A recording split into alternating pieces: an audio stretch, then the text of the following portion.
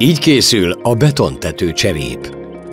A beton, mint alapanyag, már több ezer éves múltra tekint vissza. A természetes összetevőkből álló építőanyag cementből, vízből, homokból és egyéb adalékanyagokból készül a mai napig. Míg az alapanyagok évezredek óta megegyeznek, a technológia, amivel a tetőcserepek készülnek, folyamatosan fejlődik. Bói gyárunkban már nem csak a termelési volumen, hanem a környezettudatosság is rendkívül fontos szempont. 2018-tól a gyár mellé épített napelempark termeli meg a működéshez szükséges árammennyiséget. De nézzük, hogyan is készül a Terrán tetőcserép. Ezekbe a silókba érkezik naponta többször az egyik alapanyag, a kiemelkedő szilárdságú Portland cement. A csarnok túloldalán töltik be a másik fő alkotóelemet, a homokot, ami a régi Dunamederből származik. Kvarc tartalma 93%. Zárt szállítószalagon utazik a homok az üzemcsarnokba. A felvonó garaton ömlik a homok a keverőbe, ahol cementtel, vízzel és vasoxid alapú porfestékkel keverik össze. A kézbeton nedvességét mikrohullámú érzékelők segítségével állítják be. Ez a futószalag szállítja a már készre kevert földnedves betont a formázóba. A cserép formáját alumínium öntvénysablonok adják. A formákat növényi olajjal kezelik, hogy a kézcserép majd könnyen leváljon. Ez a berendezés automatikusan adagolja a masszát a bedolgozó hengerhez. A gyártófej fáradhatatlanul préseli és nyomja ki a tetőcserépnek megfelelő formájú végtelen masszaszalagot. A kések ütemes ritmussal, precízen, a kívánt méretre vágják és továbbítják. A következő állomás a sárga kabin. Benne vízbázisú, környezetbarát festékkel porlasztva fújják le, színezik meg a cserepek külsejét.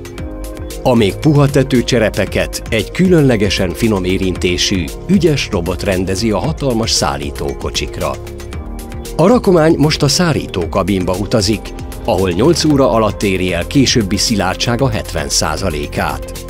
A beton kötésekor sok hő keletkezik. Ebben az üzemben a maradékot környezettudatosan a gyártócsarnok fűtéséhez használják. Már jön is teljesen automatikusan a 700 cserép tárolására alkalmas ketrec. A cserepek ismét a futószalagra kerülnek. Most még alattuk van a formalemez. Mivel már egyedül is stabilan állnak, ezek a forgókések leválasztják róluk. A formák mennek a gyártósor elejére, a betoncserepek meg egy újabb festőkabinba.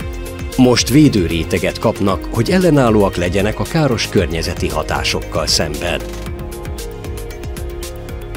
Ez a lenyűgöző hatalmas szerkezet a körszárító. Itt a védőréteg körülbelül 20 perc alatt készre szárad. A robotkar egyszerre 44 darabot rak a csomagolóasztalra. 300 fokon zsugorfóliázzák, így alakul ki a szakmai szlengben hurkának nevezett 44 darabból álló egységcsomag, amiből 6-ot tesznek egy raklapra.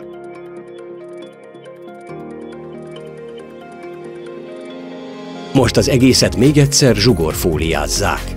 Így szállítható épségben a csomag. Gondoljon bele, hogy egy átlagos méretű tető cserép szükséglete mintegy 15 perc alatt elkészül. A Terrán Bói gyárában modern technológiákat alkalmazva robotkarok egészítik ki az emberek munkáját a kiegészítő betoncserepek gyártásánál. Az egyik robot a szellőző cserép ragasztását végzi, a másik 3 pedig különböző rakodási és csomagolási folyamatokban segítkezik. A kiegészítő elemeket az alapcserepekhez hasonlóan egy gép zsugorfóliázza. A vállalatcsoport gyáraiban fáradhatatlanul készítik a különböző színű és formájú tetőcserepeket és kiegészítőket. Így tudják biztosítani az évi több mint 60 millió cserép előállítását. A Bói telephelyen található a Terrán cégcsoport egyik legnagyobb raktárkészlete.